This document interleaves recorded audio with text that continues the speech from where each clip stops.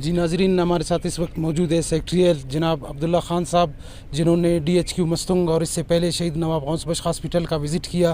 آئیے ان سے جاننا چاہیں گے کہ انہوں نے کیا پایا مستنگ کے ہاسپٹلز میں، لوگوں کو کیا طبی سہولیات فراہم کی جا رہی ہیں. جی سر. جی بہت بہت شکریہ. میں نے جیسے آپ نے خود بتایا کہ شہید نواب شہید غوث بخش ریسانی ہاسپٹل وزٹ کیا، جو کہ ایک آٹونومس ہاسپٹل ہے گورنمنٹ آف بلوچستان کا، اور اس کے ساتھ ابھی DHQ میں اس وقت ہم کھڑے ہیں. میں موجود ہوں district headquarter hospital Mastung.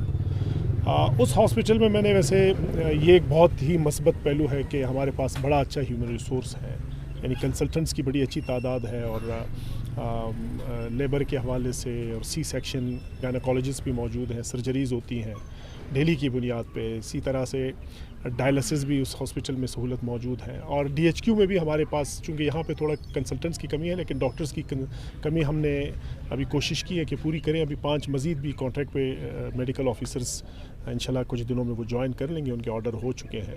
تو یہ دونوں ہاسپٹلز کے درمیان میری یہ ہدایات MS کو، DHQ ہاسپٹل مستونگ کے MS کو، اور اسی طرح سے جو چیف ایگزیکٹو آفیسر ہے ہمارے آٹونومس ہاسپٹل کے، ان کو بھی انسٹرکشنز دیے کہ 2 ہسپتالوں کے درمیان اگر اس طرح کا کوئی انٹیگریشن اور کوآرڈینیشن ہو کہ جس سے کم لوڈ کوئٹہ شفٹ ہو سکے. یعنی کوئٹہ کے جو ہمارے ہسپتال ہے، سول ہاسپٹل ہے، بولان میڈیکل کالج ہاسپٹل ہے، اسی طرح سے شیخ زید ہاسپٹل ہے، ان پہ لوڈ کم کرنے کے لیے ضروری ہے کہ ہمارے ڈسٹرکٹس کے ہاسپٹل فنکشنل ہو جائے. اور ساتھ ساتھ میں مزید بھی یہ کہنا چاہتا ہوں کہ ہماری یہ، ویسے میں ہر فورم پہ کہتا ہوں کہ پاکستان میں خصوصاً بلوچستان میں پرائمری ہیلتھ کیئر کی فیلئر کی وجہ سے ہمارے بڑے ہسپتالوں پہ بوجھ ہوتا ہے.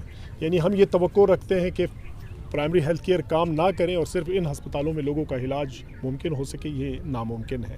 تو توجہ میری خود شروع سے، جب میں نے ہیلتھ ڈپارٹمنٹ کو 2 مہینے ہوئے جوائن کیے ہیں، میری یہ پالیسی ہے کہ میں پرائمری ہیلتھ کیئر پہ اور پریونٹیو ہیلتھ کیئر پہ زیادہ سے زیادہ توجہ دوں تاکہ امراض کم سے کم ہو. ایک مثال میں دیتا ہوں کہ 100 کی اگر آبادی ہوتی ہے تو 100 کی آبادی میں اگر 10% یا 10 بندے وہ بیمار ہوتے ہیں، ہماری ساری توجہ ان 10 بندوں پہ ہوتی ہے. 90 جو ٹھیک ٹھاک ہے، جس کو ہم ہیلدی پاپولیشن کہتے ہیں، ان کو ہم توجہ نہیں دیتے ہیں. اگر ان کو بھی توجہ دیں، جو کہ پرائمری پبلک ہیلتھ کیئر میں یہ پرائمری ایک مینڈیٹ ہے کہ آپ ہیلدی پاپولیشن کو بھی توجہ دیں، جس کے لیے 2 باتیں بڑی ضرورت ہوتی ہے. ایک ہیلتھ ایجوکیشن، جو کہ پروموشنل ہیلتھ کے تھرو ہمارا ایک پورا ہیلتھ کا ڈائریکٹریٹ ہے ایجوکیشن کا، اور دوسرا پریونٹیو سائیڈ میں بیسک جو ہے وہ ویکسینیشن ہے. تو EPI کوریج پہ بھی میری یہ ہدایت، آج ہم نے باتیں کی ہیں ہمارے ڈسٹرکٹ ہیلتھ آفیسر کے ساتھ، DHO ڈاکٹر صاحب کے ساتھ، کہ EPI کی کوریج زیادہ سے زیادہ کر دی جائے. پیرافری میں زیادہ سے زیادہ بچے اور زیادہ سے زیادہ جو کمیونٹیز ہیں ان کی زیادہ ویکسینیشن. اور دوسرا نمبر پہ آتا ہے ہماری MNCH کی maternal new born and child health پہ، وہ بھی پریونٹیو سائڈ پہ ہم زیادہ جائیں.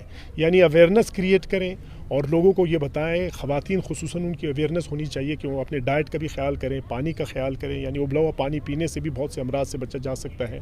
اور deliveries community mid wives train جو MNCH پروگرام کی ہوتی ہیں، ان کی زیادہ سے زیادہ ڈپلائمنٹ ہو کے، اسی طرح سے پرائمری فیسلٹیز جیسے بیسک ہیلتھ یونٹ ہے، RHC ہیں، ان پہ میرا پہلا کوسچن یہی تھا DHO صاحب سے کہ کتنے ہمارے پاس فنکشنل لیبر رومز ہیں پرائمری ہیلتھ کیئر فیسلٹیز میں. اگر وہ لیبر روم ہم 90% بھی فنکشنل کرنے میں کامیاب ہو جائیں، جہاں ایک LHV کی ضرورت ہوتی ہے اور اس کے ساتھ کچھ اکوپمنٹس اور لیبر روم کی فنکشنلائزیشن کی ضرورت ہوتی ہے، تو بڑے ہسپتالوں میں ہمارا بوجھ کم ہو سکتا ہے. تیسرا جو میرا پرائرٹی ایریا ہے، ایک میں نے بتایا MNCH، ایک EPI، تیسرا پرائمری لیول اور پریونٹیو سائڈ پہ وہ نیوٹریشن ہے کہ نیوٹریشن پروگرام کو زیادہ سے زیادہ ہم اسٹرینتھن کر سکیں، تب جا کے ہم ہسپتالوں پہ بوجھ کم کر سکیں گے. ویسے عموماً جو لوگوں کا ایک تاثر ہوتا ہے وہ یہ ہوتا ہے کہ ہسپتالوں میں ہر مرض کا علاج ہونا چاہیے، یقیناً ہونا چاہیے، لیکن ہم ہیلدی پاپولیشن کو زیادہ نیوٹریشن کی، جیسا کہ آپ نیوٹریشن کی بات کر رہے ہیں، یہاں پہ ہم نے دیکھا ہے نیوٹریشن سینٹر DHQ میں تو ہے، موجود ہے، لیکن یہاں پہ جب خواتین جاتی ہے تو ان کو کہا جاتا ہے کہ آپ BISP میں رجسٹر نہیں ہو، آپ کے بچوں کے بے فام. تو یہاں پہ اکثر لوگ دیہی علاقوں سے تعلق رکھتے ہیں. ہم نے دیکھا یہاں پہ غوث بخش ہاسپٹل کافی عرصے سے 10-15 سالوں سے اسٹیبلش ہوا ہے، جہاں پہ کافی سارے لوگ سروس پرووائڈ کر رہے ہیں.